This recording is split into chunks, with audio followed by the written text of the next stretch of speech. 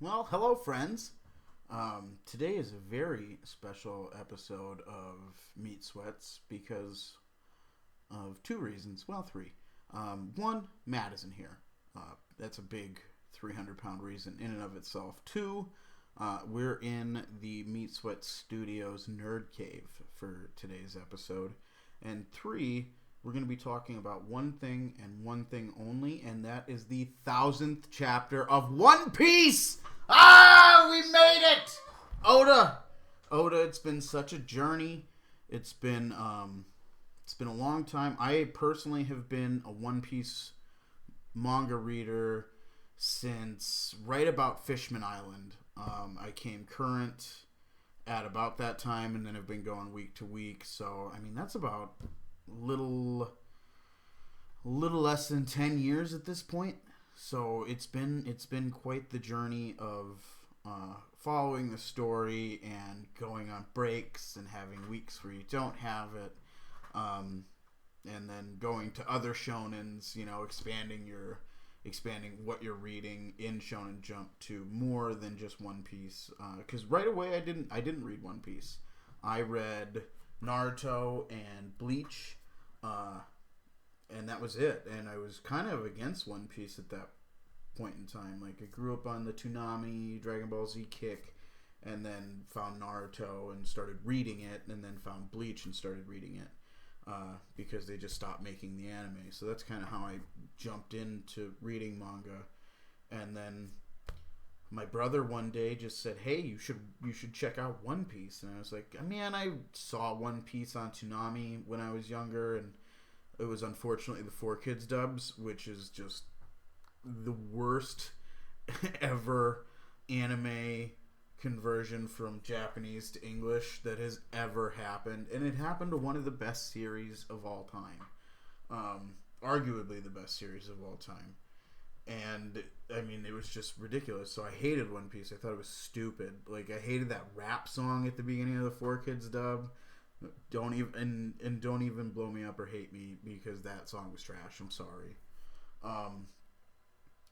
So I was really against it, and then my brother sat me down and had me watch the dub, or not the dub, the sub of One Piece, and actually get like the Japanese voice actors and everything. And that was the way to experience One Piece, was with subtitles and the Japanese voice actors in the anime. And from then on I was hooked. I like literally watched I'm pretty sure it was over like a Christmas break, when I was in college, and I was just like, okay, I'll fucking watch this. And I went like straight through to I want to say the anime at that point stopped at like Impel Down.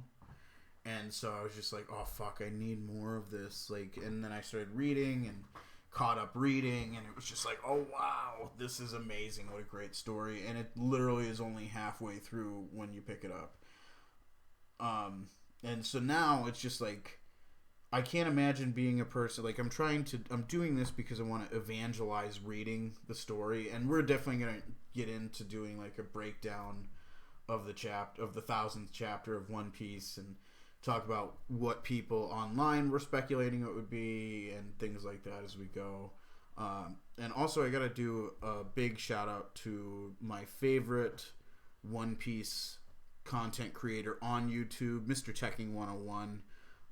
Matt, if it wasn't for your videos, I probably wouldn't have gotten into making any type of content. I've done quite a bit with Meat Sweats. We haven't had much traction. Fingers crossed. The little crossover helps out. But, like, seriously, I love the content Teching makes. And definitely, if you have any type of anime or manga interest, go check out Teching, because he talks about theories, he does chapter breakdowns, and I mean, the guy's an encyclopedia for a lot of different anime and manga, and he makes some really killer content, and he is the cringiest motherfucker I've ever seen, so he's at least worth the watch for the cringe. So yeah, getting back to the 1,000th chapter, man. it starts out with the color spread. I'm pretty sure this was the cover of, or no, the cover wasn't. Was the other one, but it's the other side from chapter 999. And this side we have Luffy and Nami and Jinbei, and then you got Brook there. It's just it's really, really similar to the 100th. I really like it. There's just a ton of gold. Nami's drawn very well. Just fun stuff. Okay, let's see. I need to get onto the right screen, I think. There we go. All right. So, first page, and we're back to Luffy, and the Dogstorm Musketeers are all scattered and laid out. A couple of them are still, standing. You can't really see who they are, but Sicilian's down there, and he's like, this is the only way up. And then, of course, Luffy calls him Lion Viper, which is great, instead of Cat Viper. And Sicilian corrects him, but then he's just like, it doesn't matter. You guys are fucking dope. You helped us with Raizo. And then to the next page, we have King and Queen both still trying to attack Marco as he flies Zoro up to the top of the dome. And Marco is, he's a Phoenix, bad motherfucker, and he doesn't take shit from anybody. So he just uses his wings and strangles both Queen and King. And you get to see in this panel with Marco strangling him, Queen has got some mechanical stuff built into his, cybernetic stuff built into his brachiosaur neck. And we kind of knew that after he shot the missile out of his mouth, but this is even expanding on that further.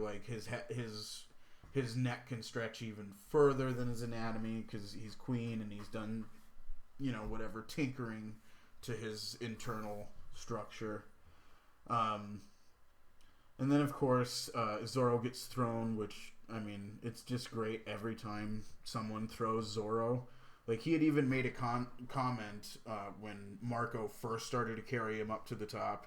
And he was just like, man, this is so much nicer than I'm used to, because Luffy just grabs him and rockets, everywhere, and Zoro hates it. And so now Marco finally throws him, and Zoro gets pissed, and he's like, don't toss me. And then we cut to Yamato talking to Momonosuke about pretty much the Will of D. She's sitting there, she's read, she has Odin's journal. Odin's travels through the New World, finding the One Piece, learning what the Will of D is, learning the world history and the Void Century and everything. She has this, and she gives it to Momo in this panel, and then we cut back to the Ace flashback. And kind of all these predictions that the Roger crew had found out about and made in regards to this new era coming of really powerful pirates, and that if Odin was dead, this powerful pirate would show up and be the one to kill Kaido. And so, Ace and Yamato are sitting there talking, and oh god, I just get the feels from this are just so palpable, because he's sitting there talking and he tells her what Luffy said, which was, I'm gonna be king of the pirates, and it hits Yamato she's just stunned by the words, and Ace is like, oh shit, I wasn't supposed to say that, don't laugh, we won't let you laugh even though we did. And Ace says he thinks Luffy can really be the Pirate King, and Yamato jumps up, and she's like, I would never laugh at him. Those were the words the Pirate King spoke. And that's what dumbfound. Remember, I don't remember what chapter it was, but a few chapters ago, Roger said something in front of both Whitebeard and Odin, and they both had a dumbstruck face, and then Roger started laughing after. Well, It was the same setup that Luffy had when he was on the hill with Ace and Sabo, and he just screams out, "I'm gonna be the Pirate King," and they're just like, "What?" And you don't actually hear it. They cut from it. Same thing here, and this is like just confirming it that's what it is, which is just so cool. Like, I mean, I'm tingling from it. I get the tingles. And then she talks to Ace and tells him like, I could never last. That there was a great man who said the same thing. What's fucked up is Ace is like, oh yeah, a great man. That's good to hear. Maybe Luffy and I should have a drink with him. And I mean, of course, Yamato is talking about Roger, Ace's dad, and Ace is like kind of oblivious to this, which is just another like cool thing there. And then we get to see where Ace gets his Vivre card from, which is interesting. Yamato makes the Vivre card. Don't get any really more on the process of how a Vivre card's made, but it's just kind of interesting that she's the one who did it for him. And then we kind of cut back to the present, and she's talking about how Ace died, and she learned everything, which is just, oh man. The reveals in the 1000th chapter, the tie-ins, the callbacks, I'm all for it. I'm happy about it. And we haven't even gotten to the best part of the chapter. And so now we cut to the top of Onigashima, the top of the Skull Dome, and you have just this epic scene, and Luffy finally is to the top, and you see Big Mom and Kaido looming in the background, and then you have Law and Zoro already up there, and Killer and Kid, and so of course Kid is like, stand back and watch me do this, and then Kaido is like, you bitches, and Big Mom is there just cackling. And we have the narrator saying, over 20 years in the future, powerful pirates leading the next generation will come swarming into the New World. If I am dead by then, they will be the ones to strike down Kaido. And these are obviously the words from Oden's book. And it's just, what a great scene of like the new generation stacked up against the two Yonko. And then we come in to the next page, and Big Mom's like bitching at Kaido about Luffy saying he's gonna be Pirate King, and he just like sidesteps him like they're not even standing there. Like, he blows by him so quick, and I think everybody's gonna be mad at like Luffy all of a sudden power scaling up or whatever. But I mean, like, we've had the training up until now, and we've had the like just the single-mindedness of Luffy, and we know his willpower is like just out of this world. Like, that's his specialty. Like, everybody else on the crew's got the specialty. Like, you got Zoro, who's the armament, and you got Sanji, who's the observation. Luffy's the conqueror specialist, man. So like, of course he's just gonna be able to will himself to be just that much better. And so Luffy blows by Big Mom and Kaido like they're not even there. And he comes up to Kinemon, and he picks Kinemon up. And it's, again, more feels. We get more feels in this chapter than any other chapter up until now in Wano, I feel like. Even the chapter where, like, the little kids are starving. Like, this is the culmination of all those emotions. And you got Luffy, like, picking up Kinemon, and he's like, I can't die now. I have nothing to show to Lord Oden but shame. Oh.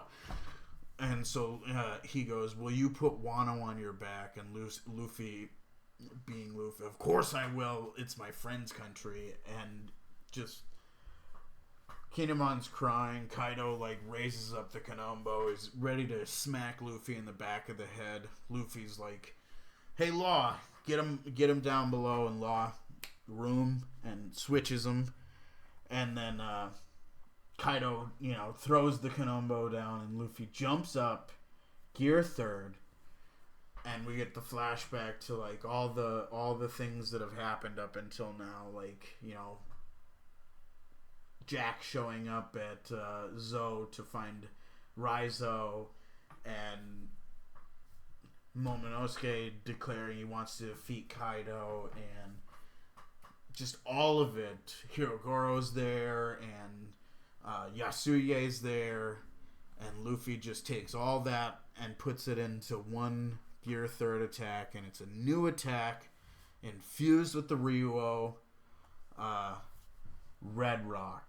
And Rock is referencing, in this case, it doesn't have like a translation note for the Rock in this, but I have seen a translation note in other scans that said the rock that's being referenced in this attack is like a legendary large bird.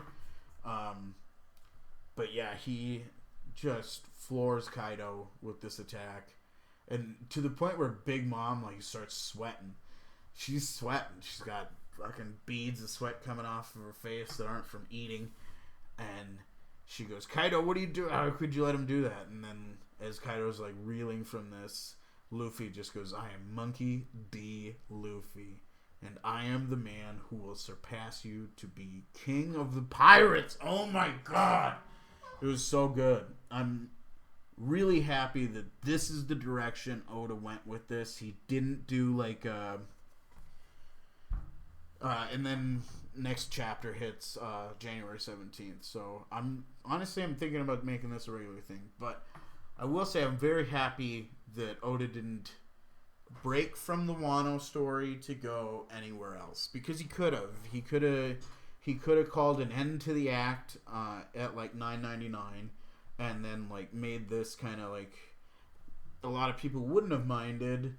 I probably wouldn't have either. Anything Oda does, I don't care. He makes good shit, and I trust him.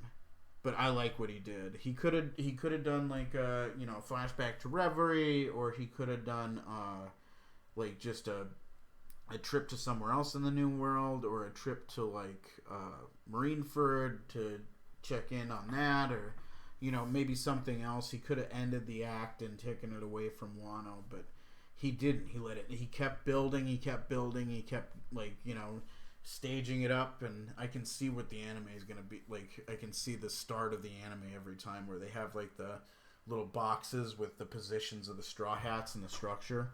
Like but he just built and built until this hit, and this hit was just so impactful. Especially with him declaring at the end of it to Yonko, who are sitting there scheming about how they're gonna, find the One Piece right in the chapters before, and he just makes his declaration in front of all of the other members of the worst generation that are there, in front of the Yonko. He's gonna do it, and I mean, obviously he's the lead character of the story, so he is gonna do it. But it's just real big dick energy at the end of this one.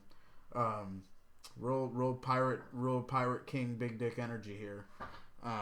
So I'm just tickled with the way the 1000th chapter came out, and I really am excited to kind of throw my hat into the One Piece community on YouTube and just find more people to talk about my favorite story with, because I mean, you don't run into diehard crazy One Piece fans, just at 7-Eleven. Like, you guys live on YouTube, so have a conversation with me about the story. What are you guys happy with about the chapter? What didn't you like about the chapter?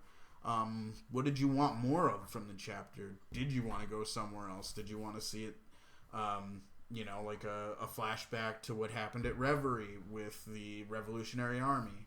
Or did you want to see, like, anything to do with Eam? Or, shit like that. So, leave a link in the comments.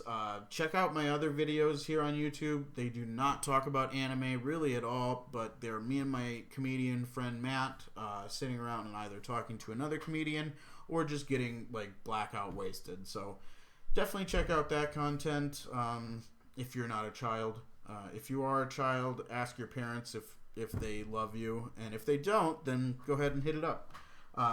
I've been Bill Wiskowski. Thanks so much for watching, everybody, and have a great day.